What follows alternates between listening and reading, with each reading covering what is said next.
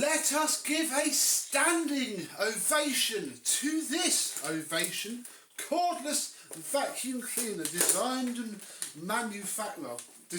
contracted out for manufacturing by Qualtex in the UK. Yeah, I've had this for quite a while actually. Somebody asked me if I could have a look at fixing it, and here we are, crikey, nearly 6 months later, maybe more, having a look at it. Yeah, problem seems to be that, I mean, this is it. Flipping working. Oh, there we go. Ah, yay. There's something a little bit loose somewhere and it doesn't work properly. Let's have a look at this cheap cordless vacuum cleaner and see if we can't figure out at least where the problem is and maybe try and fix it. Let's have a look.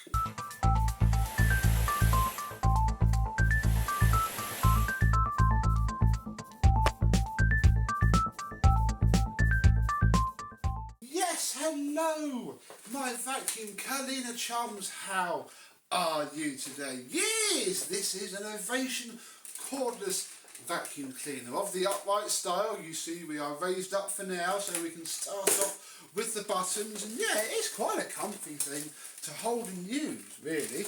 Well, I say use, we've not done much use with it yet because it's not working correctly. On the top we have some buttons. We have a power button and a plus/minus, which probably means speed control. And yeah, you push them and it's working now, but there you go, didn't move, it's not working now.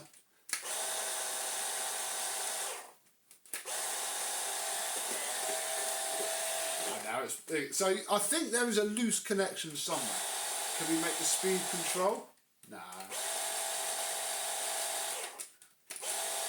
Who knows, we probably can't. So yes, we have handle controls that probably might work one day. Let's move on down to the other bits, because this converts into a handheld. And that's probably where we're going to go near straight to, because obviously there is a problem somewhere between this bit and that bit. So the best way to do that is to rule that out. So if we push this top button here, this bit comes out. This is the battery pack. Nothing on it at all. It's dumb, apart from showing the battery status. This is your battery pack. Oh, I hate doing this bit. This is the motor and cyclone unit, and oh, I can never get this bit completely right. So bear with me. There is a knack, but I haven't done it enough. There it is. I haven't done it enough to fully crack it. So, oh goodness. It's probably a really quick and easy way of doing this. You're probably screaming at me. I'm going to turn the camera off and fight with it. There is a fairly simple way of doing it. Oh, hold the machine there. This bar gets pushed back and then it just comes out like that. So this is now just a dumb power head. We may get to play with it later.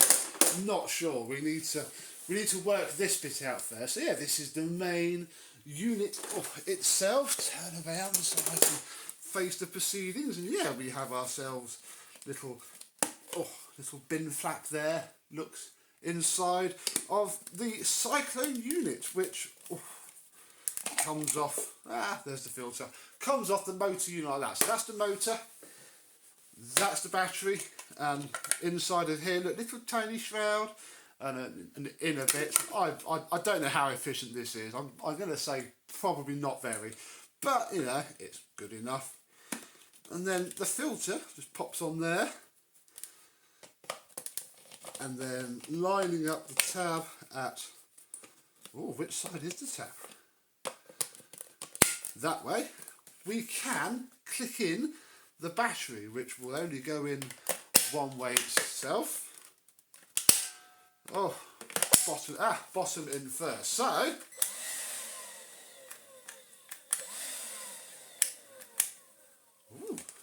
doesn't do anything. As in, maybe we have narrowed our issue down to the battery pack. Which is going to be fun if it is. What we can probably do as a last resort is put everything back together quickly, and then you're going to wiggly wiggle.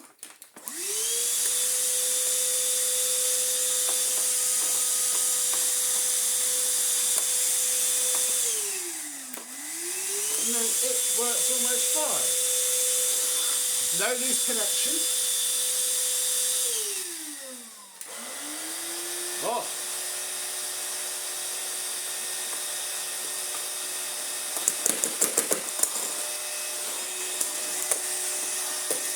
This is the longest I've ever had it running.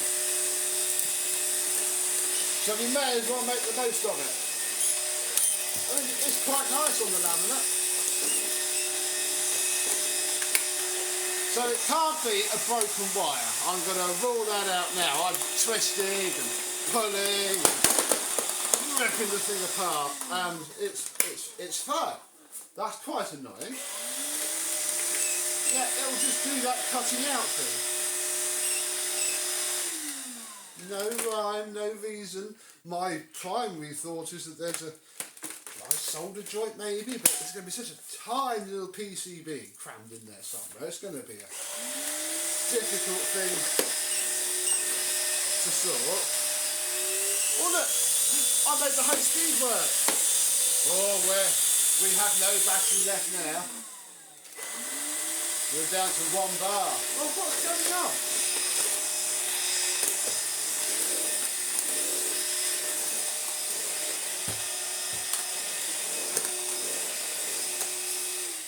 I don't know, really. Oh, that's interesting. You push the power button twice. That does the speed control. That must be for when it is in handheld mode. Oh, see, that was easy that time.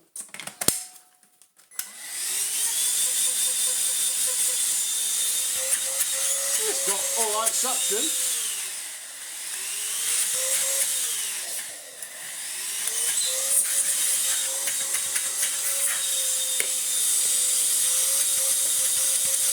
Yeah, I am completely stumped now because even that was doing it. So I guess we'll take the cover off and we'll see what we can find. Maybe there's a pin that needs squeezing together or something.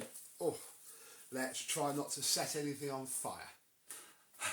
There's gonna be a fine line here between like, oh, we can do something and no idea. So inside of here is our battery pack, cells down here, wires up here to the PCB. So everything's live, so I've got to be incredibly careful because there's no way to isolate this at all.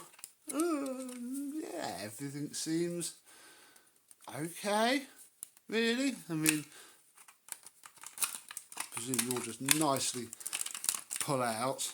Oh no, you won't because of the LCD. What? Ah! I think I need to take the whole thing off, but I can't see the bigger problem with the board. I can't really see that there's a problem with this either. This could just be an unfixable mystery. I mean, the pins on here are all absolutely fine and they'll just be dumb pins. Oh, I put all the screws in there, so I've got to be a little bit careful. But the pins on here all seem fine as well. So I'm just going to put this back together, maybe walk away for an hour, give it a charge, and we'll come back and see if it's going to act up again. Because if it does, I don't know. Look, there's the CV of the battery, 22 volts, 48.84 watt hours. Give it some charge. Well, I've had some dinner, given it a charge, and quite frankly, at this time of night, even if it doesn't work, we won't be looking at it now. But oh, fit the battery to there. Is it going to conk out or not?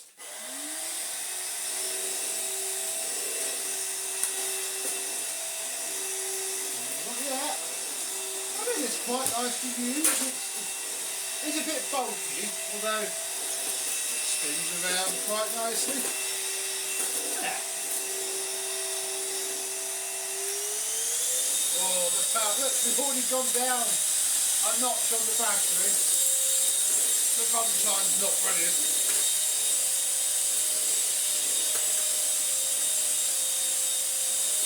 Yeah.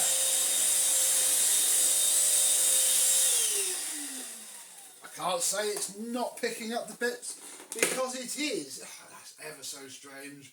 Luckily, I know the person who owns this. It's not too bad. I can at least be straight with them and say, well, look, I've done nothing to it, but it's working. Let's have a look in the bin after running it around on the floor. Look, we've picked up a fair bit of rot. Yeah, this is one of those cleaners that budget is a concern and you don't really have carpet. It'll be okay, assuming you can find one cheap enough. I don't know now. This is working fine.